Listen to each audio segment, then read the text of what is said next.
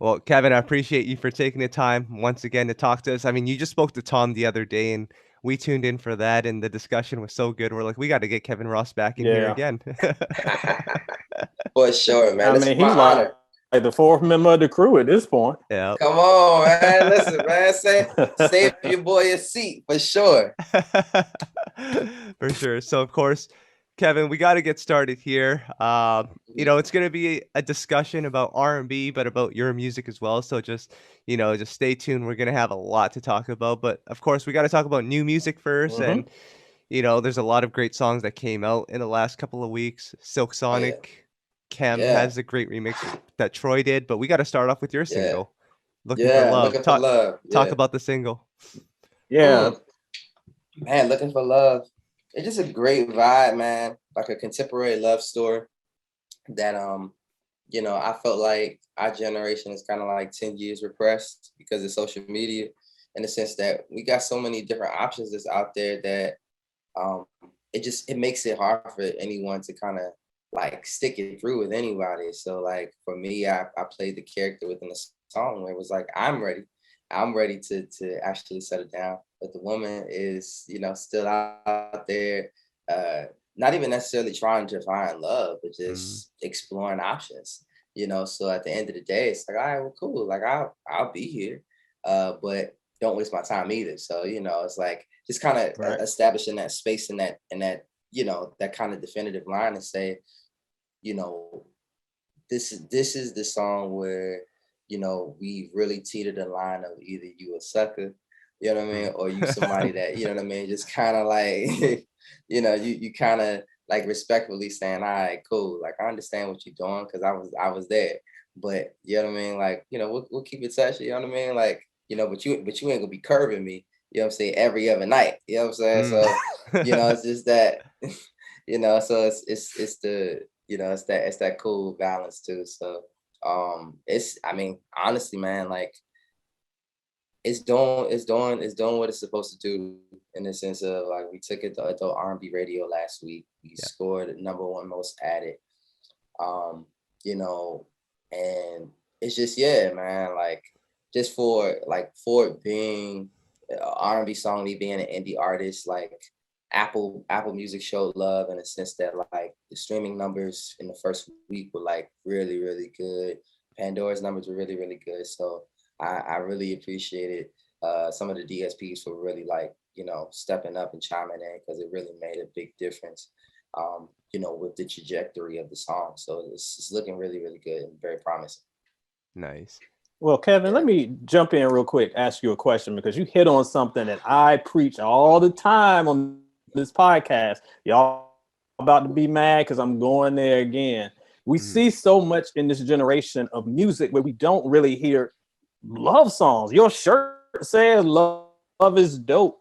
And you kind of hit on a little bit earlier about how like the advent of social media, maybe it's like there's so many options. We don't get that in the music. Why don't you think we hear like the classic songs that we just heard on Versus when my boy Keith and Bobby Brown were doing their thing and we heard that quote unquote begging music? Ain't nothing wrong with Yeah. begging for love, y'all. But why do you think Yeah. that we missing that from R&B right now? I think that right now we don't have an excuse, right? But Mhm. like years before, the powers that be just kind of, and the powers that were coming up, like the A&Rs and stuff like that, were just telling us that that shit ain't cool, right? And Mhm. the women that they were dealing with were telling them that that's not what they want to hear. So when you have a small microcosm of people that are kind of tastemakers to say what's cool and what's not cool, then the music is going to become a reflection of that, Yeah. right? So for a lot of the artists, they felt like they had to adapt, right? Yeah. So hence why I think that R&B just kind of got a little wear and tear to Yeah. it. You know what I mean? Like maybe I want to say, yeah, like maybe like 10 years ago, we kind of got a lot of like wear and tear, in the sense Mm-hmm. of everything just got redundant. We found a little formula that kind of worked, and everybody was more so focused on being cool than actually being honest or Yeah. transparent, and trying to like get to that bottom dollar. Um, and and as a result, we had to take a back seat in the sense of like to hip hop, to country, to everything, and really kind of like fall back so that we can reshape who we are. And so, the ladies actually stepped up first and like made us look a whole Mm-hmm. lot better. Yeah. And so we attribute a lot of the of the small resurgence that's happening to the women of R&B, who are actually being a lot more transparent and honest than what we did, in the last 10 years. So Right. Ed, I'll tell Yeah. you Oh, what though about vulnerability. What Kevin has is what it reminds me of, like what Joe had, what Jagged Edge had. Like you can listen to them as a guy, and it doesn't feel like, you're allowed to feel vulnerable when you listen to their music. Like when I listen to like a Jagged or a Joe. Ed, what is the key to that? the key is just being real and honest, man. Yeah, Like love is a very complex subject. And I can just say that when you hear music from, I've compared some of Kevin's stuff to Joe's stuff in yeah, previous reviews, and that's a compliment because it's very authentic. yeah. And a lot of what we've been hearing from my end from R&B for the past 10 years. See, Kevin said it, so y'all can't call me a hater. So we on the same page with this. Yeah. But when the influx of hip hop came and it was just so much machismo and like just like positioning and like you got to put up this front, and we lost that vulnerability, that honesty about what love really is. Yeah. That's what the game's been missing. So I love to see artists like Kevin and the women who were kind of doing that as well that he mentioned, bringing that back into vogue, because it's just being real and honest. Like that's why I love my R&B, because honesty about the relationships we go into. Bring some honesty back in the game, y'all. That's what I'm saying. for sure. Yeah. Um, I want to bring up a couple of other records here. Kevin, I don't know if you've had a chance to check these out yet, but I think Mhm. it'll make for an interesting discussion just for your, because you're a producer as well, you're a songwriter. I'm curious to get into your mind in terms of just the sounds that you're working on, like the Silk Sonic record Yeah. that came out. Ed, I know you really like this song. One of the complaints I've gotten from Tom, who's not on here today, is that it sounds too much like a record from the 80s, which it does. But how do you kind of Ed, I'll start with you. What do you like about that record? Because I think Tom does make some valid points there. Oh, Tom being Tom. We love Tom, but Tom being Tom. That's why we got Kevin on. He's replacing Tom today. Yeah. But I love the song because I think there's a difference, y'all, between kind of a homage and just like stale. And to me, this is a song that harkens back to like the skating rinks that I grew up when I was like super young. It's like a Yeah. younger skating rink, upbeat, fun track, and that's a good homage. That's different than just a copy and paste. Oh, we've heard this before. Oh, this is Mhm. stale and musty and or whatever. So that's why I think that it works. I love it as much as their first single? Not quite, but I think it sets a good groundwork and shows that whatever album, whenever we get it, they got some heat on the way, y'all.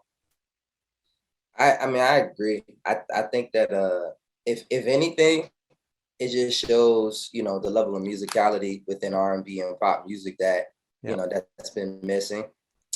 So I don't really get into whether I like the song or whether I think it's a smash or a hit or whatever, because Yeah. I think at this current point in time with Bruno and Anderson, that the masses are going to dictate what they want and what they like. And so right now, everyone is on the wave of Leave the Door Open. So everyone's excited about receiving the new music. Yeah. Everyone's anticipating to say, what are they coming out with?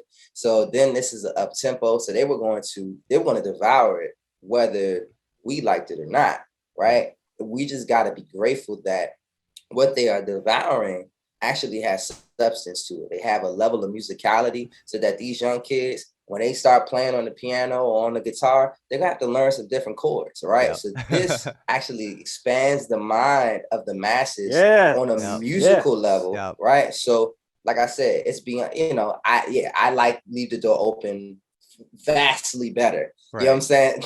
Than this. But at the same time, I understand like this is, the whole Silk Sonic conception is for the greater good of Yeah. music. Agreed. It's Yeah. joining forces to say, how can we bring R&B soul to the masses?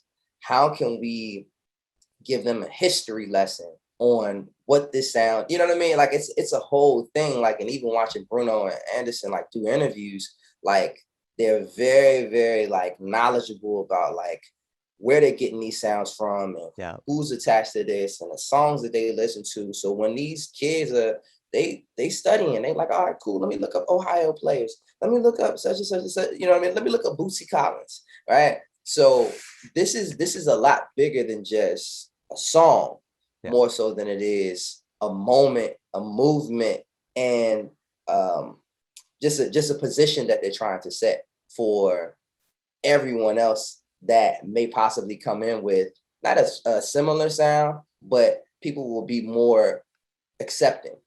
Right. They'll be more receptive to, you know, the next kind of vibe that may come from another artist. You know what I mean? So it's, you know, I like it. Yeah. For the greater good. You know, I love it. Yes. Teach the babies the chords, man. Put the trap machine, put the trap Jones in the closet. Let's teach the babies the chords. Great point. No, it's crazy because when I listen to that record and even Kevin's new record, just to hear the changes in the melody and how it transitions into the bridge, like that was something we were so used to before, but when I listen to it now, it's so foreign and it reminds me like, man, like this used to actually be a regular thing in music. So it's just crazy how it's all gone away. Absolutely. I mean, I think that's the biggest thing, man. It's like how have we gotten so far away from it that now when there's the resurgence, it feels new. But that's how long it's been since we've actually experienced something like that on a grand scale. Yeah. It's like, damn, it's been what, like 10, 15 years since I felt like this on a song or something like that. So, you know, to the masses, you know, 15 years, that's a long time for you to, you know, to feel something, which is kind of crazy, but you know, like big ups to Silk Sonic, man. Yeah. Just the whole movement. So exactly. Ed, I want to pass it on to this song. This is a remix that Troy Taylor, who Kevin Ross works with extensively, did. This Kem record with Wiz Khalifa. And, you know, one of the complaints that we always have, Kevin, is like the usage of samples on songs that sound familiar. And, you know, it almost feels like it's too soon for those samples. And, you know, that sample has been used many times. But Ed, what works about this one? Like Troy seems to be the type of guy, he understands samples will be used, but he always adds his flavor to it, and it works on this record. It does. And let me kind of preface this by saying when I heard about this remix, your boy was skeptical because that song, the original, is my favorite from that Kem album. It was one of my favorite songs last year. Yeah. And I like Wiz, but Wiz and Kem sounded like a motor oil and peanut butter sandwich. I don't know how this is gonna work. But it worked because of that flip of the sample. And I think that was able to do it. And I know we're at a generation now where we're kind of like, oh, it's too soon. Player, 1998 is when Big Pun had that joint. That was a long time ago. We're talking like 20 years. So even though it seems new relatively new to us, we old. Our parents said the same thing when Puff was flipping sandals in 97.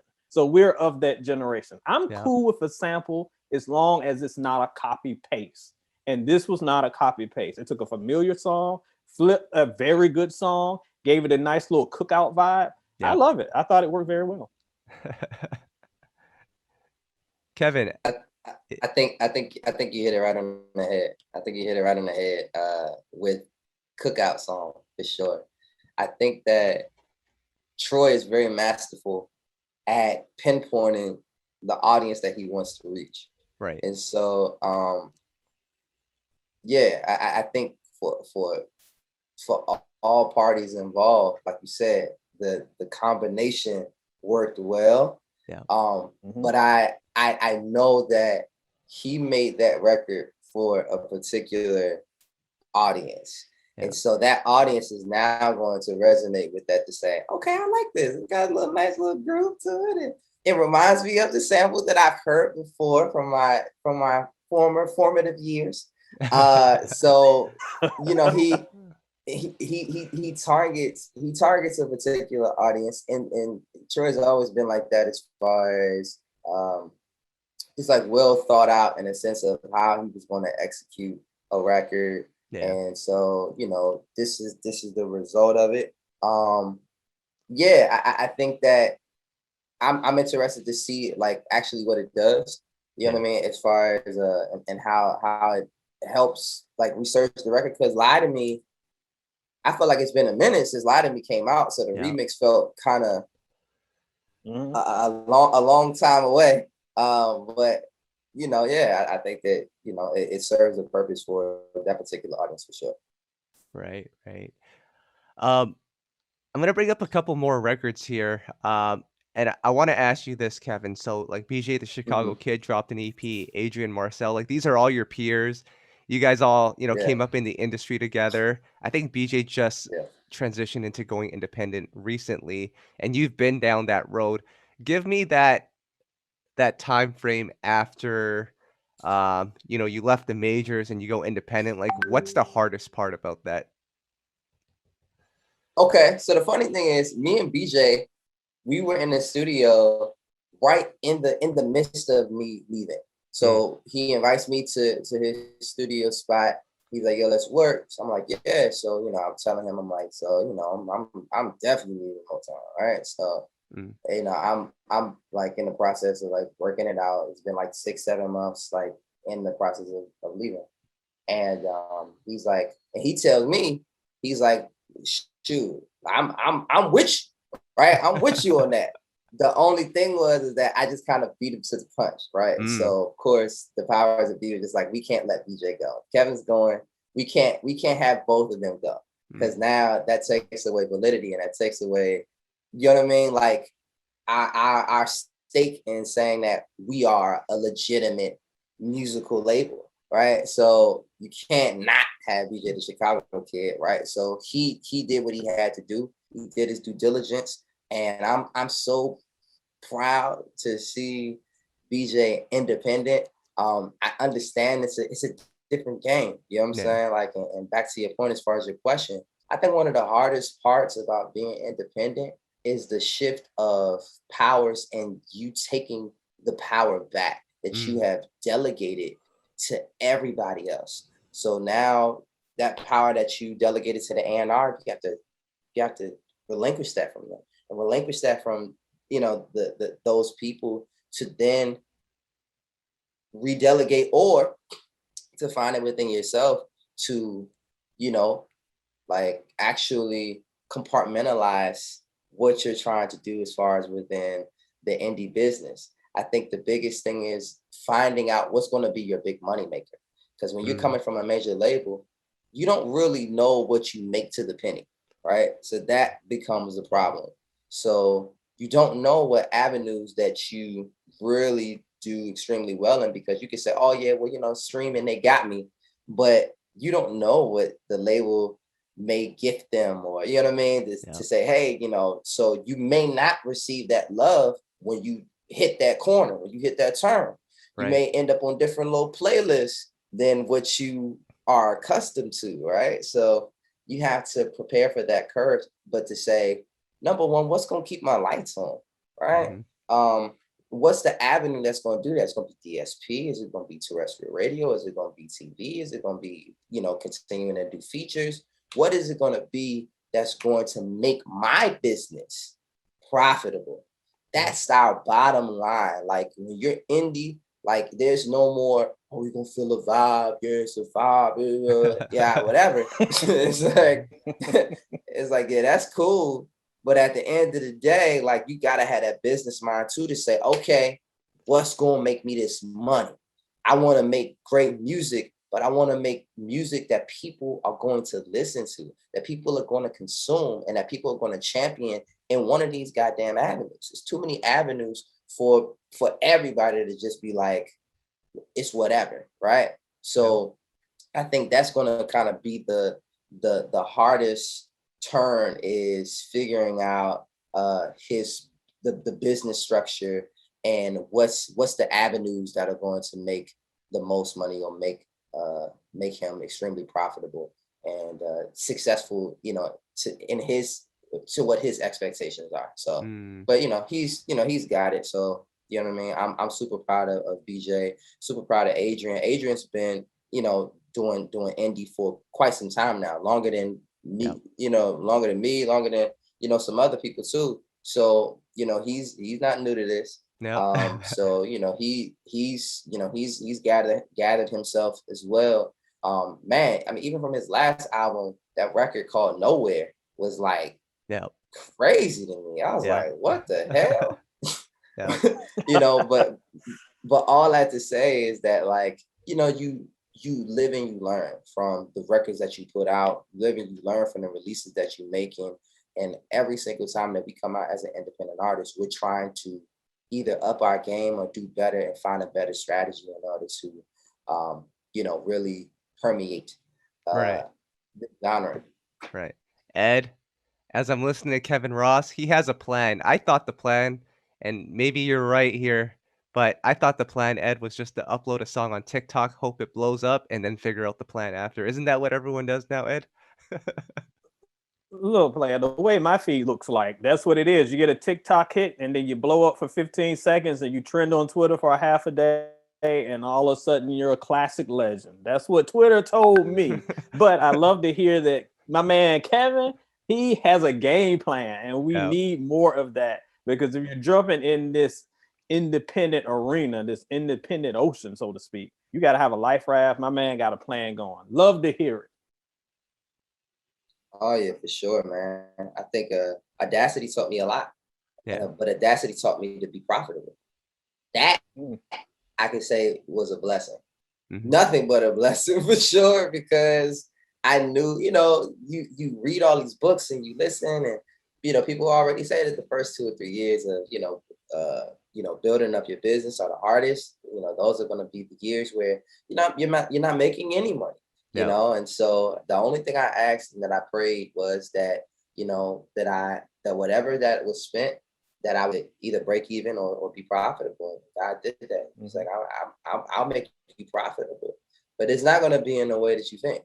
It's not going to Right. be it's not going to be in the avenues that you probably wanted it to be. But I mean, he made it so, and he made it with the music. So now I have a bar. That I can start off to say, if I don't make this amount of money, then we didn't hit the mark. And so now I have to readjust. But yeah, so I'm really blessed to be one of those indie artists that to come out the gate to be profitable even in the midst of a pandemic. So yeah, I mean, you gotta have a game plan. You gotta have it. And even when the game plan don't work, like I was just talking about it last week, talking about God is a Genius. I knew what that record was. Yeah. Right. But when I put it out, everybody was, like the world was up in arms. You know what I'm saying? Yeah. So, race riots, not race riots, but race protests. You know what I mean? Like, Mhm. so nobody wanted Yeah. to hear the fact that it was like, God is a genius and everything happens for a reason. Look, guys, there's no coincidence in anything. They're like, get the fuck out of here, man. We also Black, militant. That's why when, what's his face? Why am I forgetting his name now? The one that did Black, Black, Black, Black, Black. And my skin so black, black. What's his name? Dang. I forget his name now. But all I have to say is, like, those kind of records then kind of came to the forefront. Yeah. So I didn't have anything at that moment to combat it, but I knew, I was like, yo, I gotta give God as a Genius some time. And I gotta keep moving, because I knew that I was putting out Audacity Volume 2. So I'm like, things will cool down, things will, we'll get into that. And sure enough, like, I put God as a Genius out in May. It didn't really click in a lane until September. Right. Like something like that. So that's a while. Like, that's a minute. Like, if people see that a record don't work in a week, they like, all right, cool, let's just go on to the next record, whatever. Right. So, but for Exactly. me, if I have a plan to say, I know that this record will work in a avenue, right? Right. I'm going to take it through that avenue. Shout out to BJ Stone, over at Heart and Soul. If I take it into an avenue that works, like people are going to receive that. Yeah. But it's gonna take a minute. And it took months. You know what I mean? But when it clicked over on satellite, they took me #1, and it stayed Wow. there for a long time, for months on end. Right. So I think any indie artist, if you know, and you know what that avenue does. So that's all I say about that. But Right. you know, patience, and like every, you know, to each his own. You know, maybe some people's, you know, whole purpose is to make TikTok songs or whatever. And I ain't mad at that. Like Right. if it brings you an ROI, that's great. Then that's awesome. But as Right. for me, I can't put all my eggs into a basket like that. That's so fleeting. I Yeah. gotta make sure that like I can potentially really reach across different avenues, and see who's, you know, what's going to be profitable, what's going to be, you know, the winning ticket for me for that record. Right. Right. Kevin, Ed Kyle, wrote before this. we get going, I want to jump on two things Yeah. that Kevin said real quick, because he really hit us with some gems. Yep. Two things that I remember back last year when Audacity Volume 2 dropped. And I thought of this and I talked about this, and he hit upon it. And it's something that's very important. I don't want folks to miss it. Number one, we have gotten to this place when it comes to music, in that there's a wave, and that everybody has to follow that wave. And then whatever the wave is, we got to do it. I like that God is a Genius presented a different sound, a different message from what we were saying. It's different, but kind of similar. If you listen to it, it was just presented in a different way. Yeah. And to Kevin's point, where it's like everybody was on this other wave, I'm going like this, there's still an audience for it. So even though that audience might not be as loud, might not be wilding on Twitter, might not be sharing as hard, there is still an audience. And that was proved with patience and dedication that we saw later on in the year when the song kind of took off later on. Yeah. Because everybody's wilding on one thing in the summertime, but when the fall came down and some other folks, you know, cooler heads prevail, and we're able to receive the message he was giving us, that reached a different audience. So again, it's something that I harp on a lot. If Yeah. you're passionate about a message in your music, push it. And there is somebody out there who will resonate with it, even if it's not the fly by night like Twitter crowd. Like, it's gonna happen. Yeah. So props to my boy for kind of sticking with a very solid record and making it there, because there was an audience for that. Yeah, exactly. So we're gonna get into this article that Ed actually put together. The title was called "Is Modern R&B a Victim of Ageism?" And this applies, of course, to your generation, Kevin, because you're in the midst of that. But before we get into that, let me ask you this, because "Long Song Away," that was a #1 hit at Urban AC. And how old were you at that point, Kevin? You were probably late 20s, early 30s? I was 26, 27. Yeah, 26 or Yeah. 27-year-old. And this is when Urban AC Yeah. wasn't even cool. Yeah. So how did you know to embrace that crowd? Did you embrace it right away? Because I remember during that time, nobody wanted to be an Urban AC artist.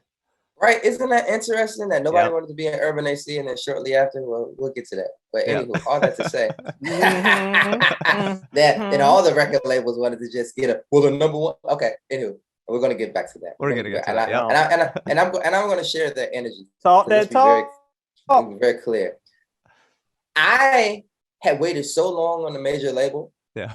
I got signed when I was 22, 23. Yeah. So at that time, it had been 3 to 4 years of just writing songs, doing X, Y, and Z, even writing hits for other people. Yeah. And then still not getting the opening until they said, we hit a crossroad. And literally the conversation went like this.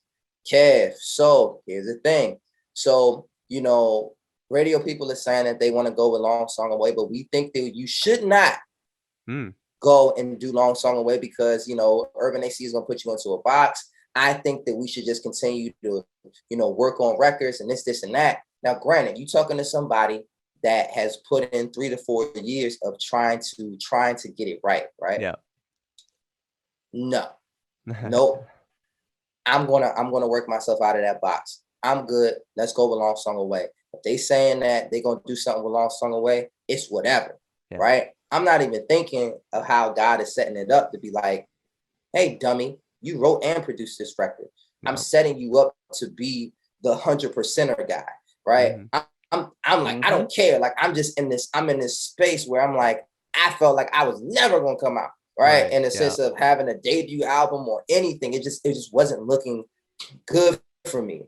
I was like, even though my writing is going well and I'm receiving, you know what I mean, like money from that, my life is changing in that way. But artistry wise, now I feel super independent. I dropped Prototype Yeah. years, like within those years, I've Yep. dropped goddamn, you know what I mean? Like I had records, right? That I was actually just putting on SoundCloud to just release energy Yeah. into the world because I was just so tired of just having all this music and records just pent up that I couldn't put out, right? So all that to say, I knew that it was going to be the gateway, right? So I knew, okay, I grew up with older artists. I grew up having to be technically competitive with them. You know what I mean? Like being the young kid on the scene, or you doing a musical or something like that. And, you know, some old people may not have no respect for you because they don't know what the hell you're doing on the stage. So I knew how to poise myself and position myself in that world where it made sense, right? So I didn't want to really tell my age because I didn't want for them to not take me serious, right? I'm 26 years old and this and that. They're like, this nigga don't know shit about nothing. Out of here. You know what I'm saying? Love song away. They calling it all kind of stuff. And slowly but surely, it's just building and it's shooting up. Chicago took it and made a dance to it. And it's just building and building. And the next thing you know, because remember, during that time frame, so I came in urban AC. Yeah. Ro James came in mainstream urban. So by the time that he hit #1 with Permission, which I mean was like a crazy record. Record, yep. Right. Yeah. Once he hit #1 urban, RCA backtracked and said, all right, cool. We gonna get this urban AC money too, right? Yeah. It's because that was the game plan for most R&B artists is go urban, then we go back and then we backtrack to urban AC. Yeah. Which for me it was like, nah, we're gonna go urban AC first, and then that's gonna bleed into urban eventually, right? Because during that time, you know, urban AC and urban stations shared the same space. Yeah. So once they see me walk into the building and they're like, who you here for? Oh yeah, I'm here for such and such and such. Why are you interviewing them? Because I have this song. And then they hear this song and they're like, okay, like that's you, right? So then once they find a commonality to say that the people that's working urban, mainstream urban are my age, right? So they like, we gonna show love, you a cool dude. We gonna throw it on the mix show, and certain stations picked it up. So when I hit #1, as far as the urban AC, we still hit top 15 at urban mainstream, right? Mm-hmm. That's just how that worked. But then all of a sudden, because like y'all saying, it wasn't cool. It was not cool. My team didn't think it was cool. Label didn't think it was cool. Everybody was looking at me crazy. Like, look at Kevin Ross going urban AC. Now he's just aging himself in that way, not knowing that once I hit #1, then everybody kind of figured to say, I mean, the #1 is a #1, and we not, you know, doing what, you know, when that's, you know, whatever we're doing in urban mainstream ain't clicking, right? So then all of a sudden you start to see the face change on it. So then all of a sudden I go #1, then Ro goes #1, then Daniel Caesar goes #1, then Her goes #1, then Khalid goes #1, then you know what I mean? Like all of a sudden you see new faces hit #1 in a way that you've never seen before. So now the landscape of adult, now it's not urban AC no more. Right. It's adult R&B. Now they're trying to take adult completely out of it because major labels are now saying we gotta put our artists within the system because they're not going to survive in urban, not unless it has this bona fide sound to it or feature from it. Yeah. And most companies, one, they ain't got that kind of budget for R&B artists. They signing maybe 2 or 3 acts at best in R&B, and their plans is not to put a whole bunch of money into that shit. So to them, they like, all right, you trying to get Lil Baby on, you know what I'm saying? Goddamn, Looking for Love ain't happening, right? Yep. So we're gonna take your ass through this avenue of adult R&B, so that then we can cheerlead to the PR, to the publicity, to the masses to say we're number one, right? Because when you hold up that number one, nobody really asks where you're number one or how you got number one. What really matters is we're number one. We're number one. You scream that. You scream it to the top of your lungs. And you smack anybody that said, but where did you get the number one? It doesn't matter. You know what I'm saying? We're number one. And that opens the door to Soul Train to be, to a wider audience that you may not have had, right? So you're starting to see that. You're even starting to see Jasmine Sullivan is now taking her right to the throne of being the, like, I mean, I don't know, the queen of something. We haven't found the name yet, but she is the queen of something. Yeah. And now she's taking people are actually in a space where, remember, these are the same people. Mm-hmm. Let's be very, very clear about this. I'm going to say a name, and I love this person, really do. These are the same people that liked Keisha Cole, that like Jasmine Sullivan. Now, what I'm saying about this is this. So, because not to get messy, right? There is a difference in style. Yep. There is a difference within the sound of that music, right? We got older, right? Mm-hmm. We got more mature. So our taste changed. That's like if we flipped it to kind of, let's say our white counterparts, right? Back in the day, when everyone was growing up, they loved Britney Spears. Yeah. And then when they got older, the taste changed to Christina Aguilera, right? Mm-hmm. Because now we want to hear singing. We want to hear some singing. Yeah. Now you spelling this shit out with the A. You want to hear singing now? Okay, that's what's up. Okay, that's now y'all want to hear some singing. Okay, cool. Because when Jasmine was on the scene, people loved the songs. Yeah. They liked Bust Your Windows Out Your Car. They didn't necessarily understand the riffs and the runs and the dynamics of how amazing Jasmine was. Because some of the girls that I was hanging with during that time would say, I like the song, but she's just too loud. I like the song, but she be doing too much, right? Because they didn't compute. They were used to the Keisha approach, and Keisha gonna give you straight down the middle, just you know what I'm saying. So for somebody who's riffing and running and precise Jasmine been cold, right? Yeah. It took them a while to say, my taste has changed now.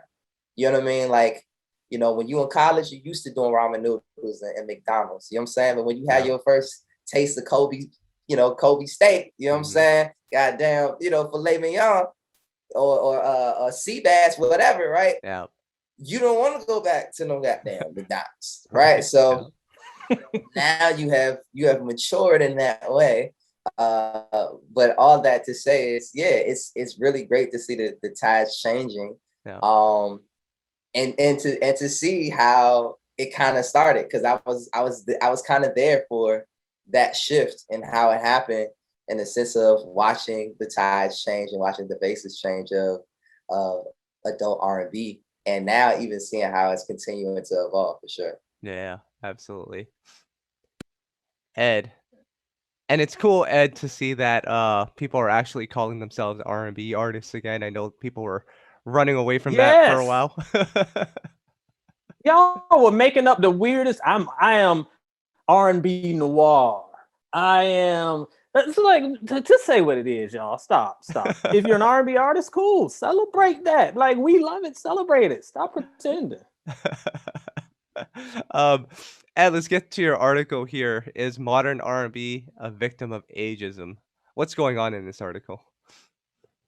Yeah, Yeah, so this was a cool piece. Shout out to I had basically on soulandstereo.com, go check that out right now, soulandstereo.com. I had a roundtable of members of our Soul and Stereo Cypher on Facebook. You can check us out on Facebook there. And it was my girl Nicolette, who always big support of the podcast.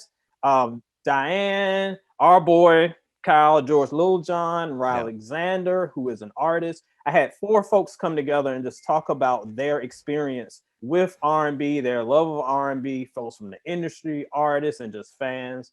And we hit with some questions, kind of like what we do here on the podcast. So I'm going to hit y'all with a couple questions. I'm not going to go through the whole thing, but I'll hit you with a few questions and just let me know your honest responses. And we talked about whether R&B is a victim of ageism, where we can go from now. So anyway, question 1.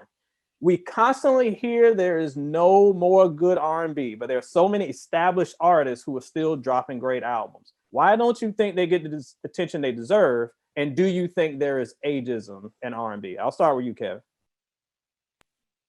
I think that I think the reason why people say that there's no good R&B is because when you reach a certain age, you don't want to look for it. Yeah.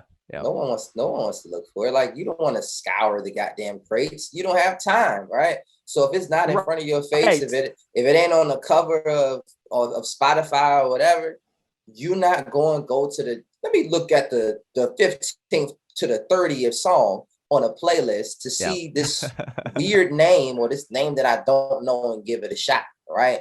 Because at this point, people got jobs, people developing families. They don't have time, right? So I don't even blame it on the fact that there's no good R&B. It's just the fact that, we have to do better as R&B artists, especially if we're independent. And even if you're on a major, you have to press. You have to press. You have to press your publicity. You have to press marketing. You have to put money into that to make yourself visible. Get yourself in front of these DSPs to figure out, okay, who has what slot? How can we make something work of this Pandora? How can we make something work of this Apple? How can we make something like help me help you? If you need for me to do, an event or whatever, like, you have to render yourself to these companies in order for you to exchange that for visibility. Visibility is the biggest thing within our genre that we're missing. We can't just throw out a good song and think that people really think like this, especially writers and producers for some reason think it's a good song. All we got to do is just put it out and let it fly. And that's not how that goes. That's not how the business runs, right? So you don't put out a song like that. So marketing and publicity, visibility, that's something that we got to take responsibility for. And then also the other side of that question is, do we think that ageism is affecting R&B? I think this. I think that what's happening is the older vets within R&B still want to feel young. Yeah, of course. So Kyle. So let's take accountability, because there's still some people, and I say some because it's not a lot. Like, let's not front here. There's not a lot of vets and legends in the game that are putting out good solid R&B music, because they still want to be young. They still want to. I want to be in a club. Nigga, what club? Like, have you been to the club in 10 years? What kind of club? What kind of club are you trying? What kind of club song are you like? I'm sorry. Like, what kind of club song are you making? You know what I'm saying? So let's be real here. Like, if people are having a hard time stepping into that space to say, I've been out for a minute. I may be a legacy artist. I may be an artist that now has to transition into another space, into another world. When you start seeing, when they got you on certain shows where it's like, remember when, right? That's hard for an artist to compute, because you like, shit, I got so much more in me. I'm still trying to do this music. I got a fan base. All I got to do is just reach you know what I mean? The younger kids, this and that. How can we figure this out? Blah, blah, blah, versus just saying, you know what? It'll happen when it happens. And that's great. It's always great to have one record on your album like that, where you trying to veer over into that lane. Yeah. One record. Don't let that record be your single neither. Don't let that record be the representation of it, so that when we do catch it, if it is visible, that's the thing that we hear. So we automatically gonna think you reaching. Mm-hmm. That's why it's not coming across. That's why it ain't doing what it's supposed to do, because now you've eliminated certain avenues. You can't even do urban AC because they don't rock with it. You can't do urban because they think you old and it's not cool, right? Because how we gonna put you alongside Lil Baby and Lil TJ? You know what I mean? Like, how we gonna put you alongside them? Like, we gotta put you on the urban lineup for festivals. You don't serve that crowd. So now you're automatically alienating yourself with the music that you create, thinking that you're cool, and it's not. And you can't be mad. I don't think it's ageism. I think that it's more so a lack of, they don't have a sense of reality as artists. And whoever feels the way, it's directed towards you. Right. And just do better. I'll give a perfect example. When Trey Songz came out, and when he hit with Ready, that was a problem. I mean, every R&B artist had a goddamn tattoo on their chest, tatted everywhere. They had the low cut Caesars. Niggas got in the gym. You know what I'm saying? Like, everybody wanted to be the archetype of Trey Songz, because one thing that Trey had was the women. Trey had the women even before it clicked. That's one thing I always noticed about Trey, was he had a solid fan base and he had some girls there. He always had it. Right. And so when he actually had the songs to go with it, out of here, right? It was just like, and so then, with that being said, then everybody says, here's the new R. Kelly. This is when, R. Kelly was still, that was a name that we could speak of, and I'm not afraid of that. It's like it's like saying Voldemort. And yes. Right. But so let's say R. Kelly could have combated that to say, you know what, I could do the same music because they got this from me. Yeah. This my shit. You know what I'm saying? He could have easily just been competitive in that route. But the smartest thing R. Kelly did was something that Trey Songz couldn't do during that time. And he dropped Love Letter. Yeah. And when he dropped Love Letter, and he had When a Woman Loves, and you seen the video of him singing and he was singing. Yeah. And Trey Songz brought something out of R. Kelly that he separated himself in such a brilliant way that I was like, this is it. This is the archetype. This is the way that when you were the hot artist and somebody actually comes in to take your slot, this is how you do it. You don't run the same race as them. You literally go into a lane to say, yes, that's cool, but you can't do this.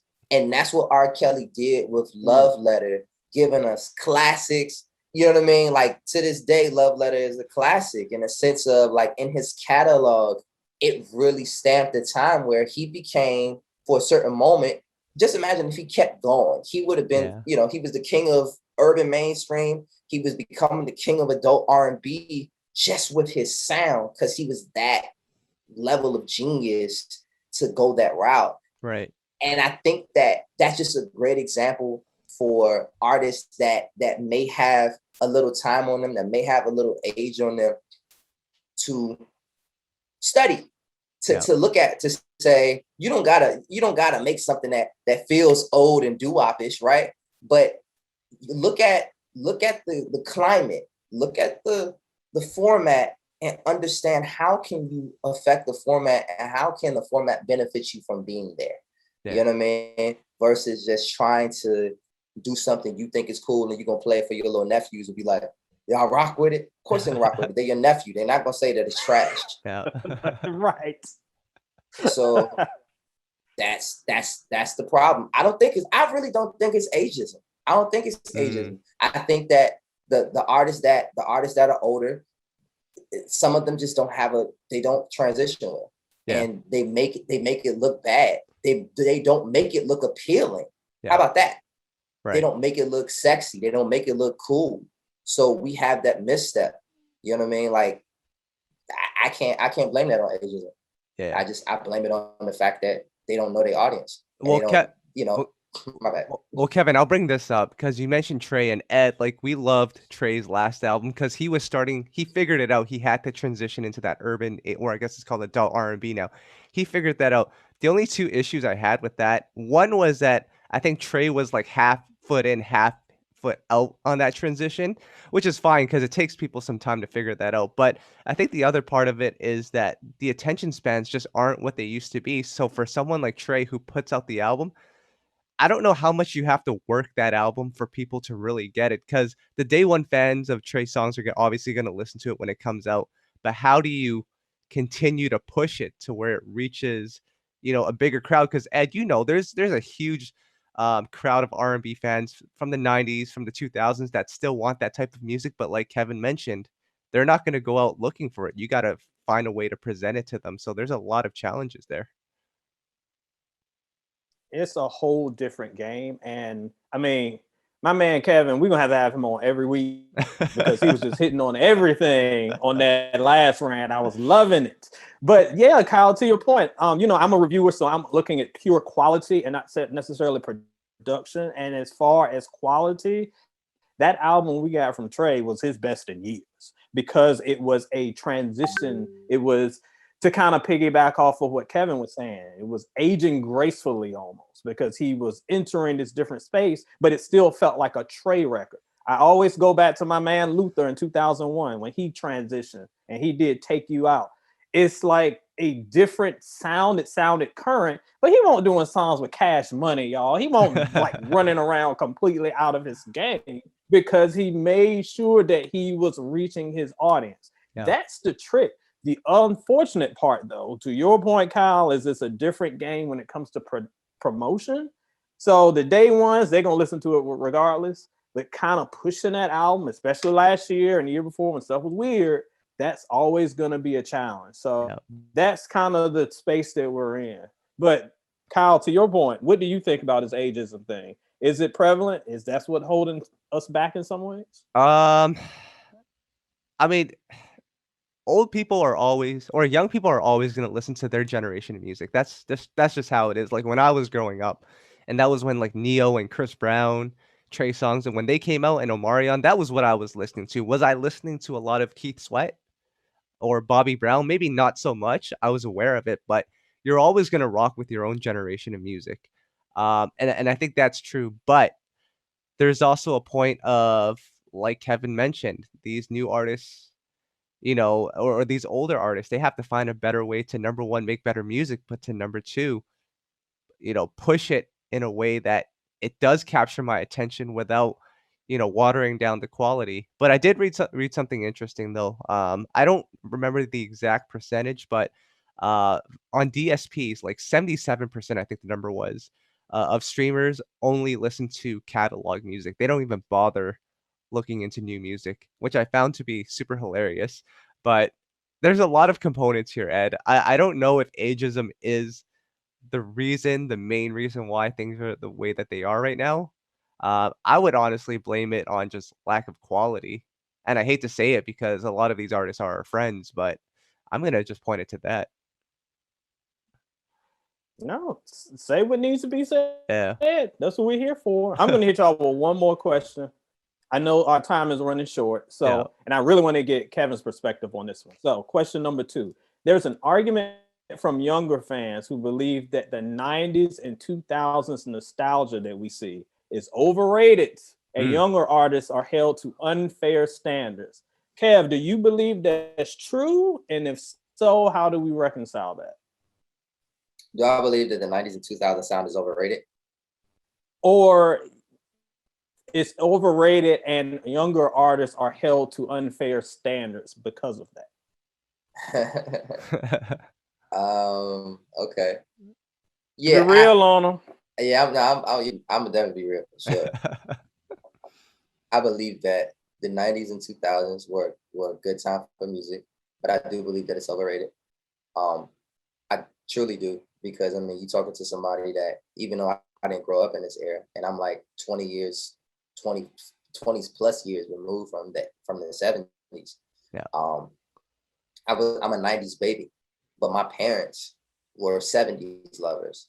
So all of the you know, the Bad Boy days and all of the flips and all that stuff, I was like, oh damn, my parents played the original in the house. So it made me have a deeper affinity for that era of music, right? So then when we get to the 90s and 2000s, and then when we get older and everybody just it's kind of a rinse and repeat, and everybody's looking for the next Aaliyah, everybody looking for the next this, and everybody looking for the next that. And these younger artists, it is unfair because of the fact that when Aaliyah was coming out, wasn't nobody looking for who was before Aaliyah?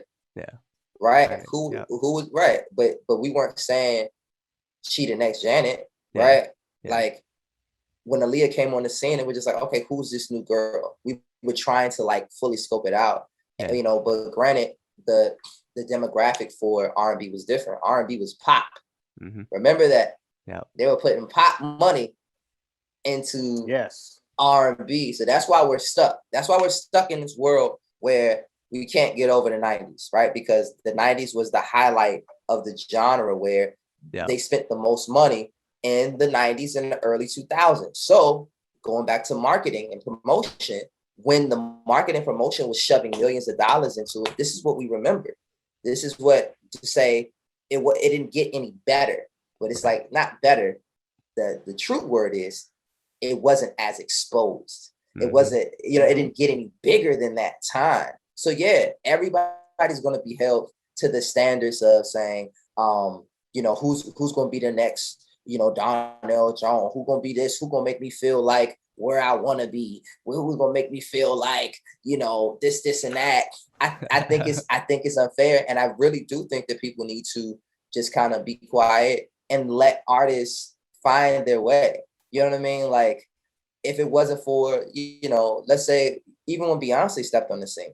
Yeah. And I remember, people may not want to remember, but there was people alongside Beyonce.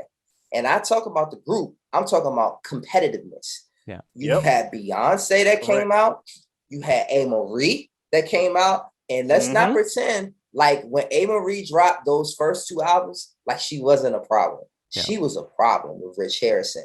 That One Thing record, absolutely crazy. Yep. That shit was a problem.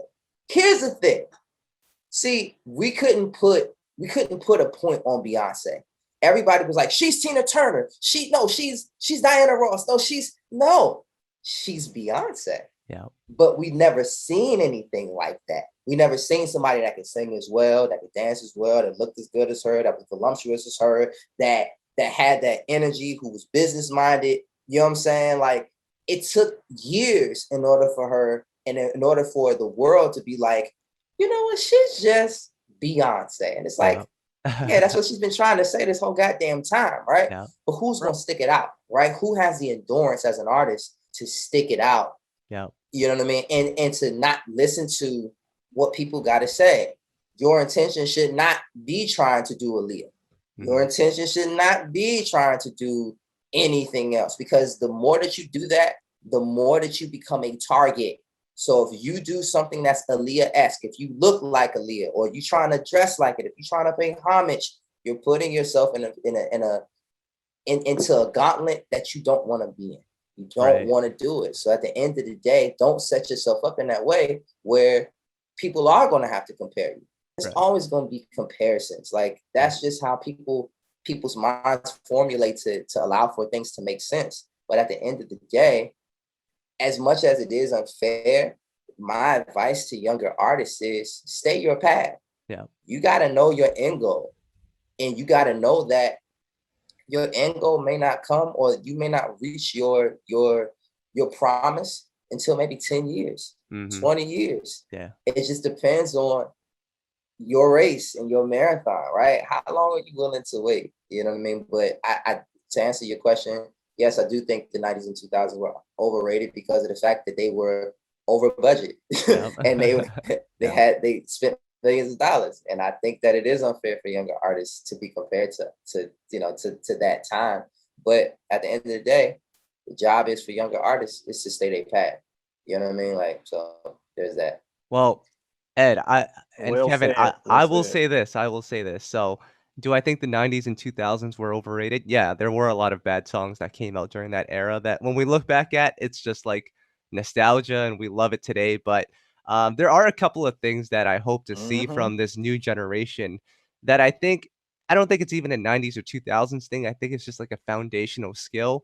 But being able to write songs that have changes, to write bridges, to have chord changes, like these are things that should not go away, no matter what the year is. Like, and I see that now being a musician, being able to play an instrument, it's not looked at as cool. Whereas in years past, it has always been looked at as cool. And that's why when we first met Kevin at the Essence Festival, I remember your first time on stage, you were playing the keys, and I was so mind blown away by that because not everyone can do that. And that needs to be celebrated more. But the other thing I'll say with this new generation is because I'm trying to think of an artist in their 20s that really celebrates the greats. Like Her does it, but the other person that really does it is Jacquees. Like he's the only one that I can think of that actually celebrates our 90s greats. So I need to see more of that. And if we see a little more respect for that music, I think that era will respect this generation more. I agree. And that's actually something that we get to later in that piece too. So if you want to see more of that conversation, just go to Yeah. soulstereo.com. Just sitting up at the top of the page is Modern R&B, a victim of ageism, roundtable discussion, good convo just like this. Nice, nice. So I'm gonna go into this segment here, Kevin. So Ed on a weekly basis does this thing called love letters, where people Mm-hmm. submit questions to him about relationship advice. Um, and what we also do is we take lyrics from songs and we try to just pinpoint where did they go wrong or did they do the right thing. And Ed, I'm gonna hit you with this one today. This is a record that Kevin Ross wrote. Trey Songz, What's Best for You? Okay. This sounds Okay. like a very gentleman approach because Ed, we also talk about Donell Jones, Where I Want to Be, which we think that is like a horrible approach. Oh, yes. Did Kevin get it right with this Trey record? Is that what we're supposed to be doing? Listen, Listen, player, I feel like, and look, we've talked about it before. I love the Donell record. I'm sure Yes. everybody up here loves the Donell record. Yeah. If you try to present the message that Donell did to the poor woman on that thing, hands will be on your face because ain't no girl gonna go down for that. But this, I feel like, I'm not just saying that because Heaven is here. I've been saying this for years. This is how you should get around that because Trey/Kevin is saying, look, it doesn't matter how bad it feels, how much it hurts, you deserve your worth.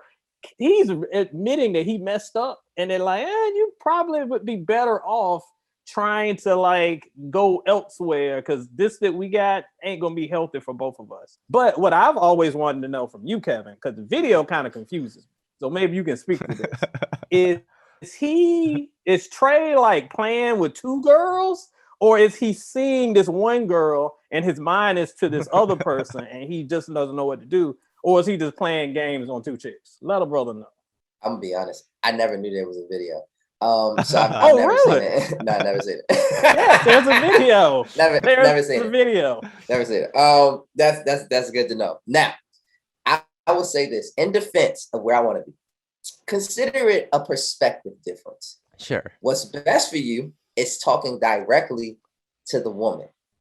Where I want to be is talking to himself in the mirror, right? Yeah. In the video, when I think about it like this, when I think of Donell Jones, even though his video was with a girl, because it would have been crazy with him like looking in the mirror, but think about it like this. I should have left my baby girl a message, said I wouldn't be coming home, I'd rather be alone. She doesn't fully understand me, that I'd rather leave than to cheat. So if I give her some time, I'll be a man she needs. I got the lust inside of me, blah, blah, blah, right? He doesn't really point to her until he says, I don't mean to hurt you.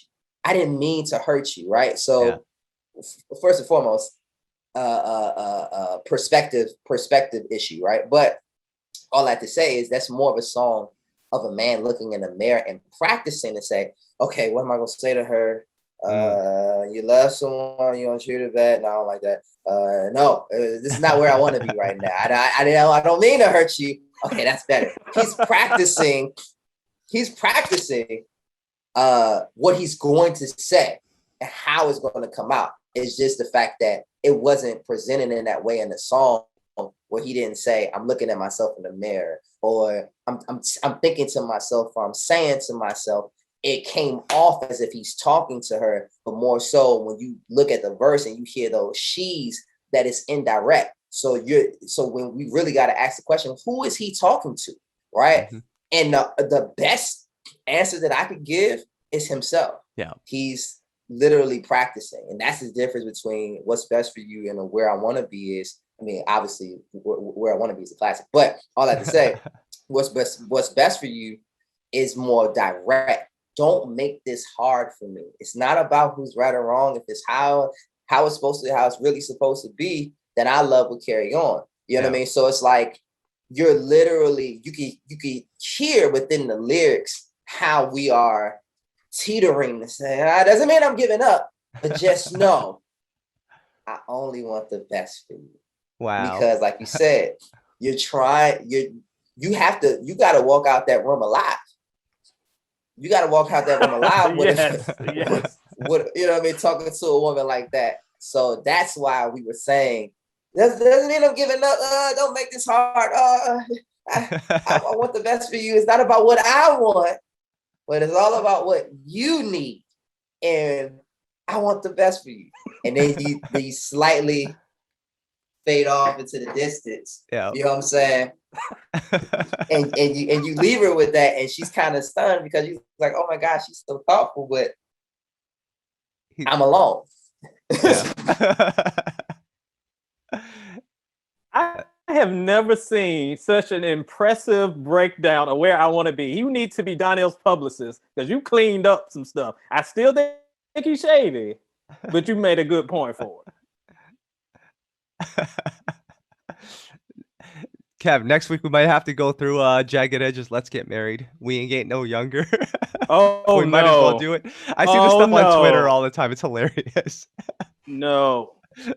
You got your work cut out, Kevin. You ain't defending this one. Let me go tell my wife we might as well do this. My lips are sealed on that one for sure. Yeah, I thought so. Shout outs to Jagged Edge. Kevin, just a couple more questions before we're out of here. We like to ask this to all of our guests, because Ed and I debate about this all the time. When it comes to chicken wings, what's better, drumettes or flats? I don't have a preference, man. I'm gonna go and get it all. Drumettes or them flats, it don't matter. I'm at it. Chicken is chicken. Yeah, I'm at my own heart. Chicken is chicken. Chicken is chicken. All right, Kevin. Bring us up to date with what you're working on, what's coming out. Of course, you got the new single "Looking for Love." I think Drive 2 is coming out soon. Drive 2 is coming. Yeah, man. Yep. I'm really looking forward to this project. I think that, people love Drive, for the small, like, core people who have listened to it and have experienced it. Yeah. Will really, truly enjoy Drive 2. I think that this time around, we're bringing more people along for the ride as well. Yeah. So that's an exciting thing. I think that, this is the most that I produced on an album thus far. I'm very proud of it. I'm very proud of, like, when you guys hear the first 5 songs, like you'll know what's up. Like you'll know what's up as soon as, like, you press play. You'll know, like, why I called it Drive 2. You know what I mean? Like, and like, just the order and the flow of it, you'll be like, there is no other title for this record. Yeah. But to call it Drive 2, in the sense of just the fluidity of it, the content that's on it. my approach to it, unlike Audacity, where Audacity was just a big experiment. Yeah. And me Yeah. like, you know, just like with all this stuff like now at my disposal to say, you know what, I wanted to do so many things as a major, and now I'm independent. I can do anything I want to do. Yeah. And you heard that. You heard, you know, you heard me trying to now piece together so many different personalities and traits and colors and different themes that it was just a huge experiment, right? Drive 2 is a lot more focused in a sense that sonically where I'm going with, you know what I mean? Like with this project, I never like to say like, this is where I'm at musically, in the sense of, it's tough for me because of the fact that like, I feel like in music, I have the choice to do whatever I want to do. Right. But the thing is about making the right decisions. Just because you could do what you want to do doesn't mean that it's best. Right. So I had to check the room and check the temperature to say, how can I best influence or implement energy into the genre and still be true to myself? And Drive 2 is definitely a representation of that. And I think people are gonna like it. People are gonna like it, and be on the lookout for that in October. Nice. So, you know, you'll be riding in your car. It's gonna be a little brisk. Yes. You know what I'm saying? Throw that on. You know what I'm saying? As you ride it wherever that you're going. Hopefully we are not back inside in October. But if you are, it's still some great, like, it's soothing. I call it this. It's all purpose music. All purpose music. Okay. Yeah, that's what I say. Because I believe, and this is just me, I believe that Looking for Love is an all-purpose song. You can wake up and play Looking for Love. You can go to sleep and play Looking for Love. You can ride around with Looking for Love. You can do whatever you want with that song, and it won't disturb a groove. There's certain songs that people will make where you just like, I'm just not in the mood for that. I'm not in the, you know, it's too, you know, it's too upbeat for me to be playing this shit before I go to sleep. You know what I'm saying? Love it. But I'm not gonna, you know, so I think that this project is an all-purpose project. So, you know, I think that's the beauty of it, is just, you know, I'm in the process of developing catalog. And I have an end goal that, you know, in the next 5 years, it'll all make sense. Wow. Nice. So I can't wait for that, because I really loved Drive 1, the first one that came out, because it was a little different than The Awakening. It was like a little more smooth, a little cooler than The Awakening. Yes. But Less cooks in the kitchen with Drive 2. It was just me and J Kid. So yeah. Nice. So Ed, that's all for me. Anything that you want to add? No, like I said, gotta thank my boy Kevin for coming through. Love the insight, love the business acumen, love the passion for R&B. Love that he agreed with me on some stuff. So if you're mad at me, you mad at Kevin. Don't be hitting me with the tweets. Hit both of us with the tweets. Always good to have, and he is welcome in it. He wants to come back through. We gotta have my boy back. Absolutely. So Kevin, appreciate you for taking the time out for this. You know, we just did an interview with you like 3 days ago, but we had to bring you back just because of your knowledge, because of your passion for R&B, and I mean, we got to do it again soon. Oh yeah, man. My guys, man, I appreciate y'all.